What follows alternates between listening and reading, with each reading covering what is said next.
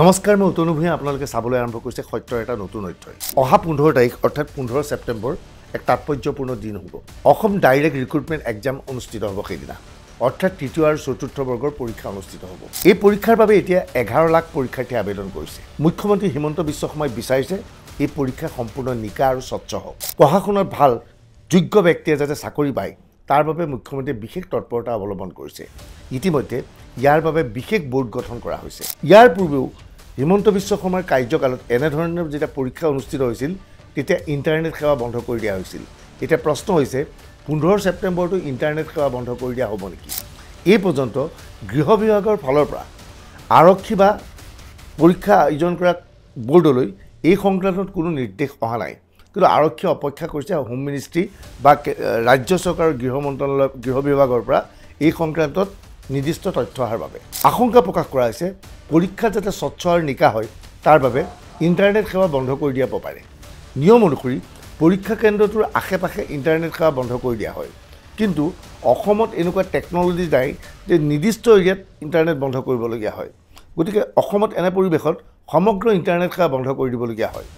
যোৱাবাৰ পৰীক্ষাৰ সময়ত এইদৰে ইণ্টাৰনেট সেৱা এটা নিৰ্দিষ্ট সময়ৰ বাবে বন্ধ কৰি দিয়াৰ বাবে চৰকাৰক সমালোচনা কৰা হৈছিল, কিন্তু চৰকাৰে কৈছিল যে অকণমান সময়ৰ বাবে ইণ্টাৰনেট সেৱা বন্ধ কৰি স্বচ্ছ আৰু নিকা পৰীক্ষা যদি আমি অনুষ্ঠিত কৰিব পাৰোঁ তাত বাধা কিহৰ? ইতিমধ্যে অসম আৰক্ষীলৈ নিৰ্দিষ্ট নিৰ্দেশনা আহিছে। নিৰ্দেশনা অনুসৰি প্ৰতিটো পৰীক্ষা কেন্দ্ৰৰ 100 মিটাৰ ব্যাসাৰ্ধত কোনো আন ব্যক্তিক প্ৰৱেশ কৰিবলৈ দিয়া নহ'ব, অৰ্থাৎ পৰীক্ষা সংক্ৰান্তীয় ব্যক্তিসকলৰ বাবে নিৰীক্ষকসকল, পৰীক্ষাৰ সৈতে জড়িত নিৰাপত্তাৰক্ষী বা প্ৰাৰ্থীসকলৰ বাহিৰে আন লোকৰ প্ৰৱেশ নিষিদ্ধ কৰা হ'ব। সেই অঞ্চলত যদি বজাৰ থাকে সেই বজাৰো বন্ধ কৰি দিয়া হ'ব, কিয়নো বজাৰত বিভিন্ন লোকৰ আগমন ঘটিব। গতিকে স্বাভাৱিকতেই 15 ছেপ্টেম্বৰৰ পৰীক্ষা কেন্দ্ৰবোৰৰ নিকটৱৰ্তী বজাৰসমূহ বন্ধ থকাৰ সম্ভাৱনা আছে। স্বাভাৱিকতেই অঘোষিত বন্ধৰ পৰিৱেশ হ'ব নেকি সেই দিনটোত সেয়া প্ৰশ্নৰ বিষয় হৈ পৰিছে। যিহেতু 11 লাখ পৰীক্ষাৰ্থীয়ে পৰীক্ষাত অৱতীৰ্ণ হ'ব, ৰাজ্য চৰকাৰে ইয়াৰ বাবে অতিৰিক্ত নিৰাপত্তা বাহিনী কেন্দ্ৰৰ পৰা আনিছে। ইতিমধ্যে ৰাজ্যৰ বিভিন্ন প্ৰান্তলৈ এই নিৰাপত্তা বাহিনীসকলক প্ৰেৰণ কৰা হৈছে। উদাহৰণস্বৰূপে তেজপুৰত ত্যাগবীৰ হেমবুৰ ভৱনত বৃহৎ সংখ্যক নিৰাপত্তা বাহিনীক সাজু কৰি ৰখা হৈছে।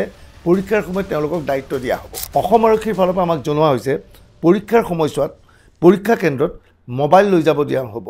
প্ৰতিজন প্ৰাৰ্থীক পৰীক্ষা কেন্দ্ৰত প্ৰৱেশ কৰাৰ পূৰ্বে তেওঁলোকৰ এডমিট কাৰ্ডৰ মুখৰ সৈতে তেওঁৰ মুখক পৰীক্ষা কৰা হ'ব আৰু মোবাইল নিবলৈ দিয়া নহ'ব। ইয়াৰ উপৰি নিৰ্দিষ্ট এৰিয়াত নিৰ্দিষ্ট ব্যাসাৰ্ধৰ ভিতৰত ব্যাপক হাৰত নিৰাপত্তা ব্যৱস্থা মোতায়েন কৰা হ'ব।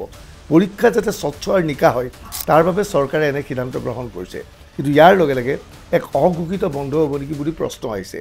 যদিহে সেই দিনটোত ইণ্টাৰনেট সেৱা বন্ধ কৰিবলগীয়া হয় তেনেহ'লে পুৱা 10 বজাৰ পৰা বিয়লি পৰ্যন্ত হয়তো ৰাজ্যবাসীয়ে ইণ্টাৰনেট সেৱা দেখা নাপাব। এই সংক্ৰান্তত আপোনাৰ মতামত কমেণ্ট ছেকশ্যনত লিখিব পাৰিব। ধন্যবাদ।